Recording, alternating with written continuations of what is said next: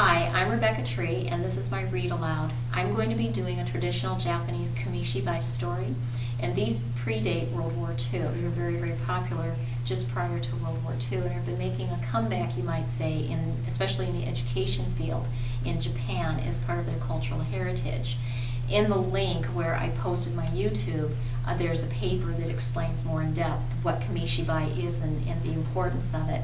It's a little bit different delivery than a traditional book. When you read it, it might be next to you and you might be looking like this, and in some regards you become part of the picture. With Kamishibai, you stand or sit somewhat behind the frame as you draw the pictures in and out and slide them. It's a very interesting type of format, and I hope that this really gives you some perspective of the many different ways that we can present story to young children. This is called The Moon Princess, and it's a traditional story. Long ago, in the land of the rising sun, there lived a poor old bamboo cutter. One day he went to the forest to cut more bamboo. Uya, what's that? And uya means hey. One stalk of bamboo was glowing like a golden moon. Do you see it? Do you see it glowing? The old man chopped gently. Con, con, con. The sound echoed softly through the forest. Con, con, con. Ooh, how beautiful. What do you think he found inside? And you slide these somewhat slowly. Inside the bamboo stalk was a tiny baby girl, and she was shining. The old man scooped her up and hurried home. Oba-san, he called to his wife, and Oba-san means grandmother or old woman. Look what I found. The old woman said, oh, what a beautiful baby. Our wish has been granted at last. They named the baby Kaguya-hime, which means shining princess in Japanese. From that day on, every time the old man went to the forest, he saw a shining stalk of bamboo and found a lump of gold inside. Soon he and his wife became rich. But there was more magic to come. Now watch what happens. Watch the baby. Small, big, now bigger. Bamboo grows fast, but Kaguya-hime grew even faster. She grew into a beautiful young woman in just 3 months. The news of Kaguya-hime's shining beauty traveled all over the country. Every single man wanted to marry her. Finally, the old couple said, Kaguya-hime, it's time for you to get married. Oji-san, Oba-san, I am not going to marry anyone. I want to stay with you. She said no to every man. But there were 5 men who would not give up. They were all very rich and powerful, and they were not used to hearing the word no. At last, Kaguya-hime announced, I will marry the man who can bring back exactly what I request.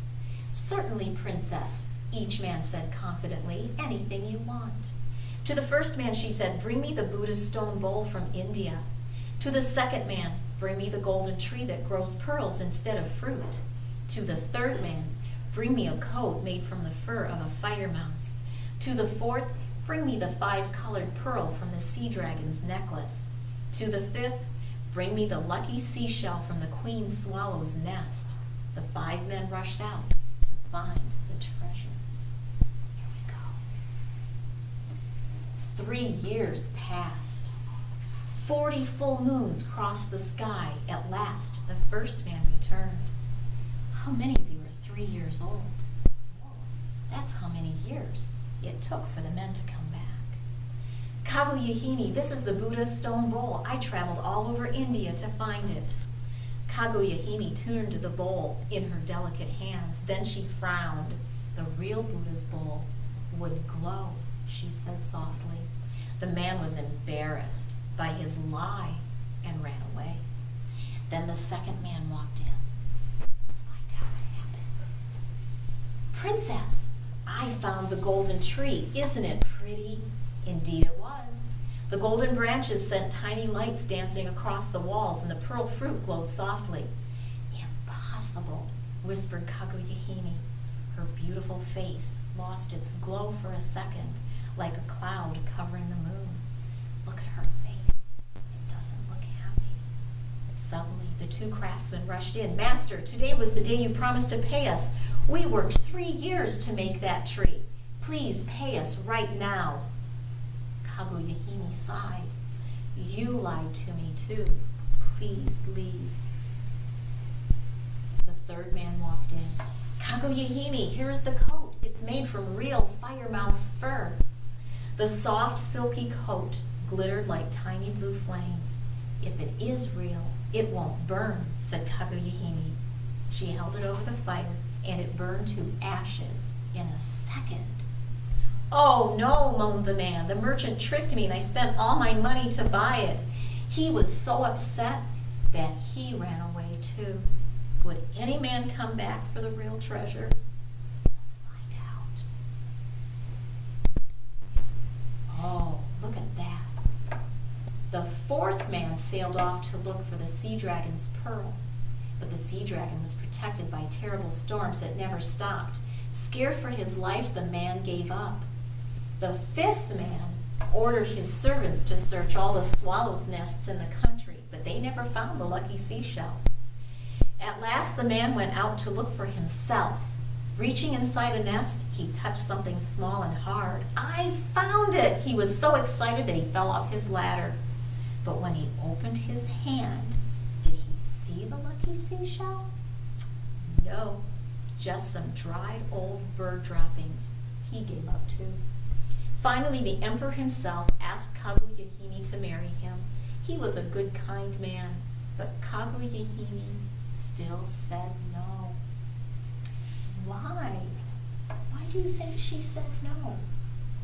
As time passed, Kaguya-hime became very sad. She often looked up at the moon and cried. The old couple was very worried. Kaguya-hime, why are you so sad? Oji-san, Oba-san, it's time to tell you the truth.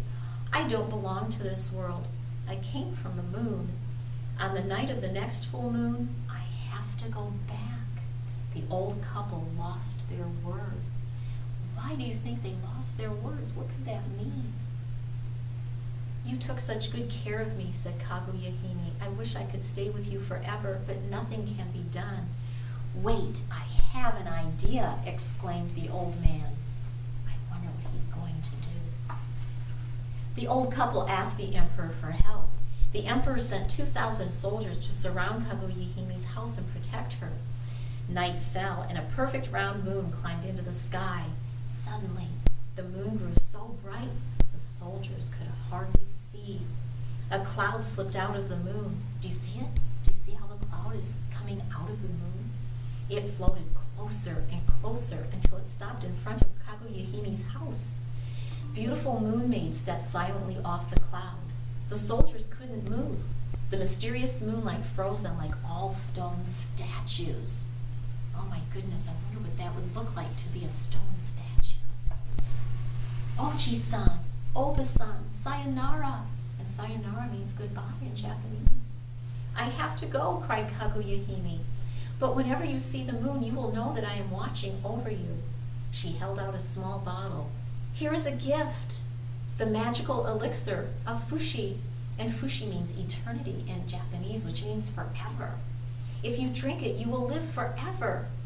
Then one of the moon maids draped a shining cape over Kaguya-hime's shoulders. As soon as the cloth touched her, Kaguya-hime floated up onto the cloud. The cloud rose into the sky, higher and higher. By the time the frozen soldiers could move again, the cloud was too far to reach. It shrunk to a shiny dot and disappeared into the moon. Oh my goodness, she's gone. The old couple looked at the bottle of Fushi.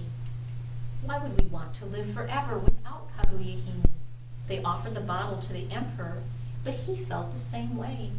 So they decided to take the bottle to the top of the highest mountain in Japan, where it would be closest to the moon. At the top, they built a fire and sprinkled the magic liquid on it. Smoke curled up and streamed off into the sky. Since then, the smoke has never stopped flowing, and the mountain was named after the liquid, Mount Fushi. Oshima. Now, in in a real classroom experience, I probably would really expand and extend this into probably 20 or sometimes 25 minutes, depending on the interest level of the children and how far they wanted to take their answers. So there would be even more pausing stops in the story for me as I was delivering this, as I talked to the children about some of the possible new vocabulary that they were hearing, like elixir, and about the lying of these other men. So this story could really go into a lot of different directions over time. So I'm going to close now because I know my 15 minutes is almost up. So sayonara.